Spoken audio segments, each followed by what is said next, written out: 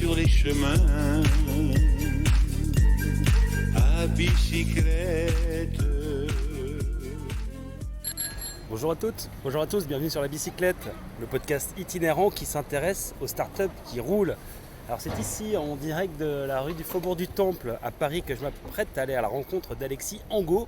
Alexis Angot, 36 ans, est l'un des 4 cofondateurs de Insect, la start-up qui transforme les insectes en farine animale. Vous verrez, c'est une success story incroyable. J'ai fait la connaissance d'Alexis par l'intermédiaire de Jean Moreau, vous savez que j'ai interviewé la semaine dernière et qui est le CEO de Phoenix, puisque nous sommes dans la séquence Responsible Tech. Bonne écoute. Salut Alexis Angot. Salut. Merci de recevoir ici, dans ton appartement, dans le 10e arrondissement à Paris, La Bicyclette, pour parler d'insectes. Avec plaisir, avec grand plaisir. Insectes, c'est une histoire incroyable que tu vas nous raconter, qui est le fruit d'un parcours de vie, finalement, une certaine sensibilité que tu as à la nature, au traitement des déchets, à la circularité. Et c'est un sujet d'ailleurs qui t'anime depuis que tu es très jeune, je crois. Ouais, tout à fait. Moi, j'avais un grand-père qui était déjà très sensible aux thématiques d'environnement.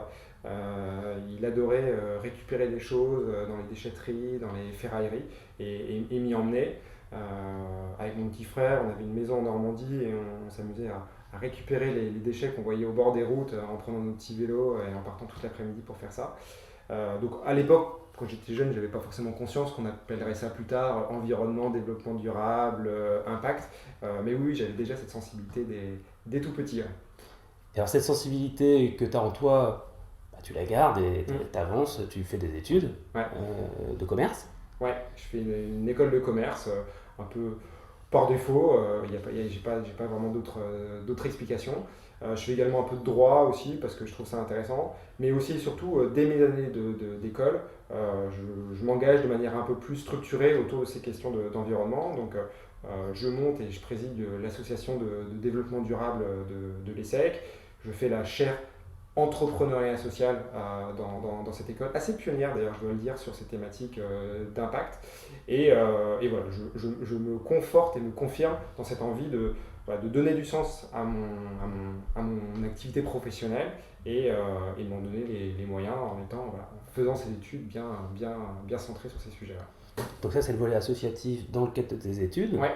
Et un de tes premiers jobs, c'est travailler sur les sujets du microfinancement. Ouais, la microfinance. Donc voilà, je suis en cohérence avec ces études-là. Je commence avec un premier job qui est sur développer la finance, mais pour des populations dites exclues du crédit. Donc je travaille sur la thématique de micro-assurance d'abord en Afrique, au Sénégal, au Panama. Et puis assez rapidement, je rentre en France et je travaille sur des thématiques de microcrédit. On est toujours dans ce volet global de la microfinance au Crédit Municipal de Paris, basé, comme son nom l'indique, à Paris. Voilà, je fais un travail qui me donne du sens, mais j'anticipe peut-être sur une de tes prochaines questions, mais en parallèle de ça, je continue à travailler sur des volets vraiment environnement, mais cette fois au sein d'une association. Donc j'ai mon travail du lundi au vendredi et le soir, le week-end, pour le coup là je me consacre à une association sur les thématiques plus d'alimentation durable. Et ça, c'était ma prochaine question. Ouais. Mais je sais jamais quelle est la prochaine question. Tu sais, c'est une conversation. Alors, je reviens juste sur le volet microfinance un instant. Ouais. Est-ce que tu es d'accord avec moi pour dire que là, on est sur la responsabilité sociétale ? Oui, tout à fait. On est davantage sur un volet responsabilité sociétale, sociale, économique aussi. Et c'est vrai que du coup, la dimension environnement était moins présente. Et donc je la nourrissais plutôt avec l'association le soir et le week-end. Mais je suis très très heureux d'être passé par ces années déjà de travail avant de créer ma boîte, où j'ai appris aussi les codes de l'entreprise, les codes du travail en groupe, le code du management, parce que j'ai fait un peu de management là-bas. Et la microfinance, c'est un sujet qui fait beaucoup de sens. Et comment s'appelle cette association que tu crées ? Alors, plus précisément, je n'en suis pas le fondateur, mais je la rejoins un mois après sa fondation. C'est une association qui s'appelle Worgamic et qui a un objectif finalement de reconnecter les urbains à l'origine et au devenir de leur alimentation. Alors, très concrètement, qu'est-ce qu'on fait ? On va dans des écoles, on installe des potagers, on installe des ruchers, on installe des composteurs L'idée étant que les enfants, alors, voilà, les petits, mais parfois un peu les plus grands, parce qu'on va aussi dans des centres sociaux, se réapproprient comment est-ce que on cultive, d'où viennent les aliments, qu'est-ce que c'est que les saisons, et puis que deviennent les déchets issus de l'alimentation, qu'est-ce qu'on peut en faire pour éventuellement reboucler un cycle complet. Et donc, Antoine, qui est le président de cette association, qui en est le cofondateur, je le rejoins juste après la création de l'association, et pendant quelques années, en parallèle de nos tafs respectifs, on a toutes ces activités à la fois très nourrissantes, parce que très riche d'échanges avec des enfants ou avec des jeunes, et aussi très riche de réflexions un peu plus poussées sur vraiment qu'est-ce que va être le futur du système agroalimentaire mondial. Il y a un élément que tu m'as partagé en préparant l'émission que je trouve très intéressant, c'était la volonté à travers cette association de faire de l'acculturation auprès des plus jeunes, des enfants, qui, de retour chez eux le soir, partagent l'info avec leurs parents, et donc on est dans un cycle de transmission inversé. Oui, tout à fait. On sait que parfois les adultes peuvent être un peu réticents au changement, mais que quand c'est leurs enfants qui leur demandent, là on a le rationnel qui s'envole, et l'attachement à l'enfant permet en fait cette évolution. Donc oui, on estimait, on espérait, alors on n'a pas fait d'études sur le coup, mais que l'enfant, en rentrant, les parents demandant comment la journée s'est passée à l'enfant, on a installé un composteur, c'est quoi cette histoire de compostage, et puis le parent de dire, l'un des deux peut-être de dire mais si, c'est une bonne idée, on pourrait peut-être même le faire à la maison, regarder, installer des ruches, installer un petit carré de potager. Voilà, donc on espère en tout cas modestement avoir au moins permis déjà à ces enfants-là, à ces écoles, de s'approprier ces questions-là, et peut-être en faisant un peu tâche d'encre, tâche d'huile, avoir permis à certains parents d'évoluer sur leur pratique. Et là, nous, on évolue dans la conversation vers Insect, puisque je crois que c'est le moment auquel le sujet arrive vraiment sur la table, avec donc Antoine, tu cofondes, et avec deux autres Fabrice associés. et Jean-Gabriel. Donc, Antoine, on se rencontre au sein de cette association, on travaille ensemble, on a un premier salarié, on a un budget à gérer, donc ça devient quelque chose d'un peu gros. Et au cours de nos réflexions, parce que l'association compte une bonne dizaine de bénévoles très très engagés, le sujet insecte arrive sur la table. Le sujet insecte, c'est dans la nature, les insectes sont la base de la chaîne alimentaire, sont la proie de très nombreux animaux, et ces animaux-là, parfois, l'humain a décidé de les élever. Je pense par exemple aux truites, à certaines volailles, et bizarrement, aujourd'hui, l'insecte n'est pas présent dans le granulé qui est donné en alimentation à ces animaux-là.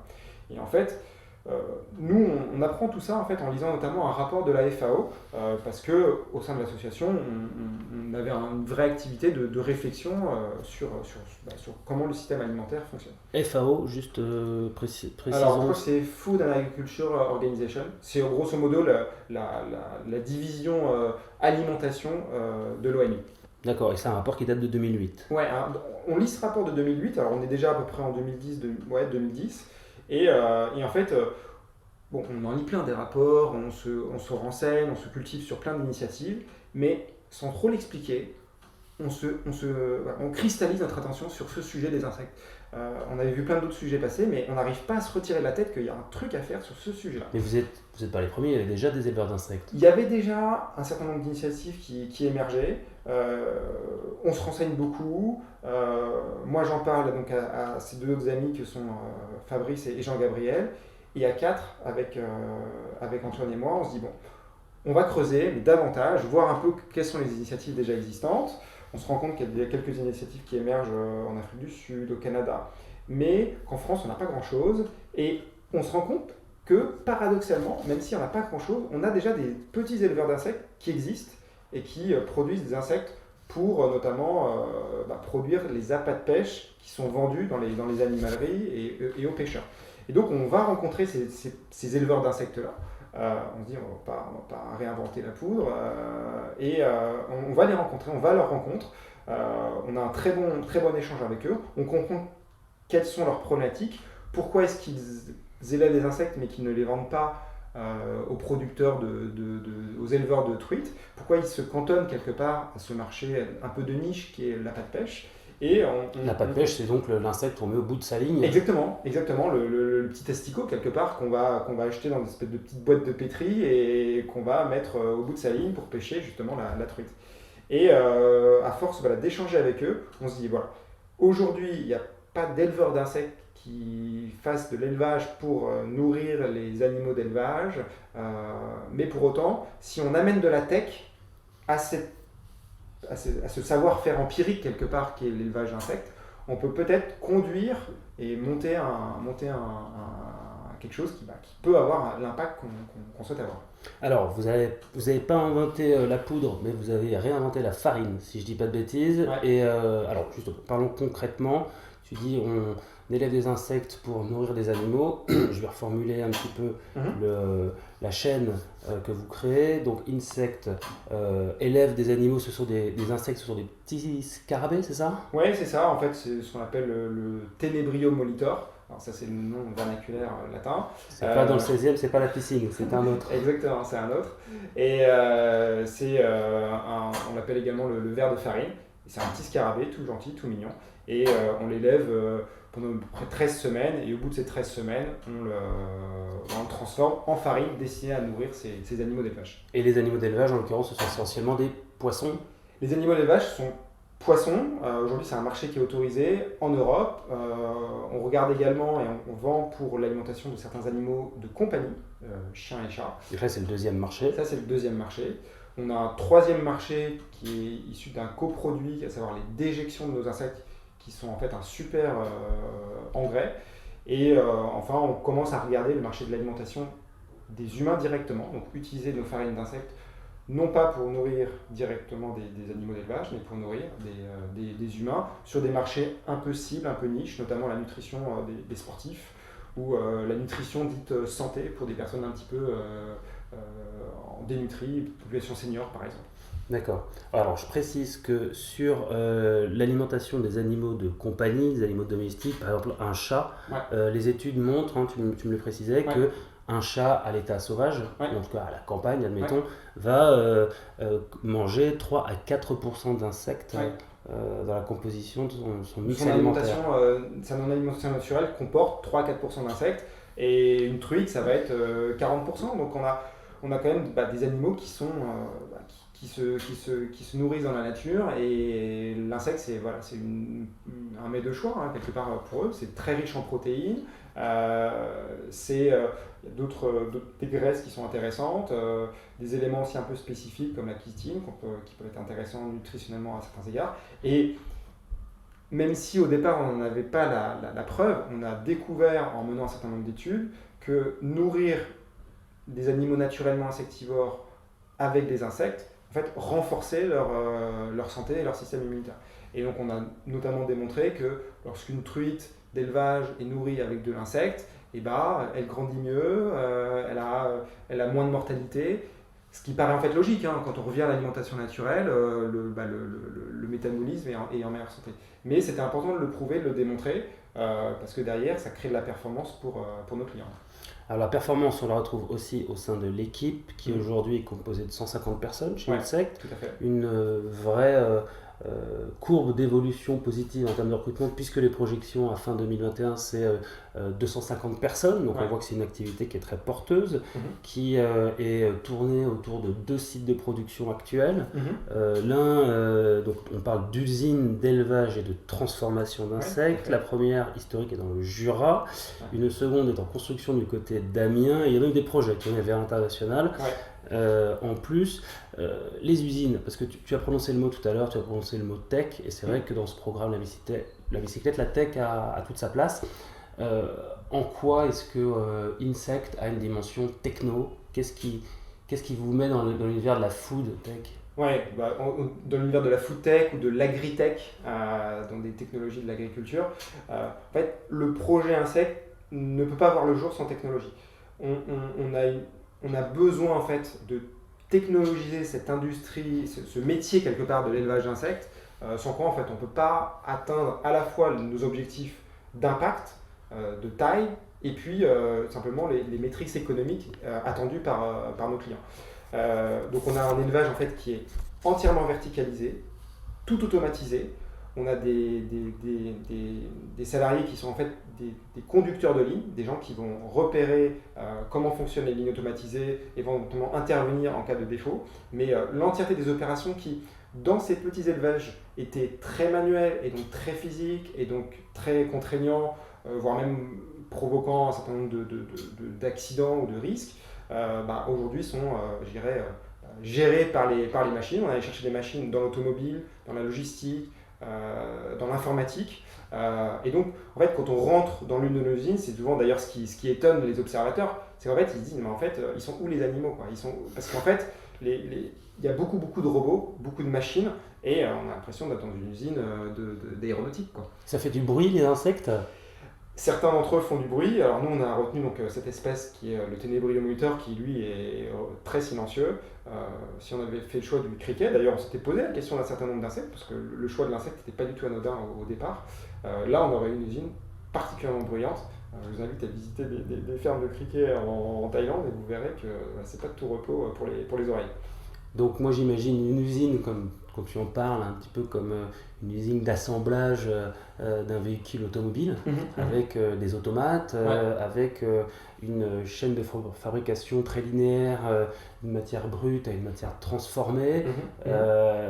C'est assez incroyable. On est dans l'industrie 4.0. Ouais. On est dans l'industrie 4.0. Et ce qu'il faut aussi comprendre, ce qui peut paraître paradoxal quand on présente cette vision-là, c'est qu'on est aussi dans une vision très attentive à la manière dont cet élève-là, dont cet animal-là évolue. En fait, le scarabée ténébreux monitor, c'est un insecte qui vit naturellement dans le noir, qui est grégaire, donc ils aiment avoir une certaine densité de population. Donc on va finalement pas le contraindre à un environnement qui lui est pas naturel. Et on a retenu cet insecte-là, notamment parce qu'il avait ces caractéristiques-là. Un insecte qui aurait particulièrement eu besoin d'espace n'aurait pas été propice à ce type d'élevage. Un petit retour juste rapidement sur l'usine d'élevage et de transformation. Si je fais le parallèle avec celle de l'industrie automobile, ça représente des coûts faramineux, je suppose. Comment est-ce que ça se finance? Vous avez levé des fonds? On a levé énormément d'argent, on a levé près de 400 millions, donc c'est des montants qui sont très conséquents. Je crois que l'an dernier, on a fait la 3e plus grosse levée française. On est dans tous les cas la startup AgTech la plus financée en dehors des États-Unis. Donc on est très capital intensif. On a très rapidement dû lever des fonds. En fait, on est parti de cette réflexion au sein d'une association, mais on a vite compris que pour réaliser notre ambition d'avoir un impact sur le système alimentaire, en remettant l'insecte à sa juste place dans le système alimentaire, il fallait avoir beaucoup d'ambition, il fallait être gros, parce que en effet, payer ces usines, payer cette technologie, inventer, innover, ça coûte de l'argent. On a déposé 25 brevets, donc c'est quand même conséquent. Il fallait convaincre des investisseurs. Donc en fait, les investisseurs sont vraiment un partenaire important dans la réalisation de cette ambition. Alors tu me disais que les investisseurs étaient aussi sensibles au projet, à la notion d'impact de plus en plus. D'ailleurs, à travers les interviews qu'on mène à la bicyclette, on se rend compte que l'impact est un élément important dans le choix de décision de financement d'activités de start-up, mais aussi la complémentarité des fondateurs. Un mot sur, parce que je crois que vous êtes tous des profils d'ingénieurs, mais enfin à part toi. Toi, tu es plus commercial de profil, mais tu es entouré de 3 ingénieurs qui ont des profils eux-mêmes différents. C'est-à-dire que c'est pas 3 ingénieurs sortis de la même école, de la même promo. Fabrice est ingénieur informaticien, Jean-Gabriel est polytechnicien, et Antoine est ingénieur agronome.